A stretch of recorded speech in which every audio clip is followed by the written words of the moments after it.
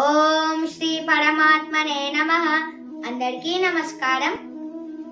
ఈరోజు శ్రీమద్ భగవద్గీతలోని షష్ఠోధ్యాయమైన ధ్యాన యోగములోని 4వ శ్లోకము. యదా హినేంద్రియార్థేషు న కర్మస్వనుషజ్జతే సర్వ సంకల్ప సన్యాసి యోగారూఢస్తదోచ్యతే. భావం: శ్రీకృష్ణ భగవానుడు అర్జునుడితో ఇలా పలికెను: ఎప్పుడైతే ఈ వ్యక్తి ఇంద్రియ వస్తువు విషయముల పట్ల మరియు కర్మల పట్ల ఆసక్తి రహితంగా ఉంటాడో అప్పుడు ఆ వ్యక్తి యోగశాస్త్రంలో ఉన్నతమైన స్థానం పొందినట్టు. ఎందుకంటే అతడు సమస్త కర్మఫలములను అనుభవించాలనే కోరికలను త్యజించాడుగా. 5వ శ్లోకం.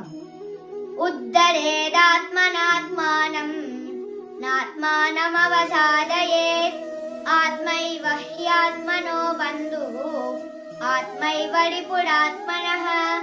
భావం: శ్రీకృష్ణ భగవానుడు ఇంకా అర్జునుడితో ఇలా పలికెను: నీ మనస్సు యొక్క శక్తిచే నిన్ను నీవు ఉద్ధరించుకొను, అంతేకాని పతనమైపోవద్దు.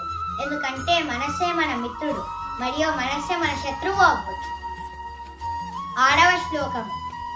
బంధురాత్మాత్మనస్తస్య యేనాత్మైవాత్మనా జితః అనాత్మనస్తు శత్రుత్వే వర్తేతాత్మైవ శత్రువత్.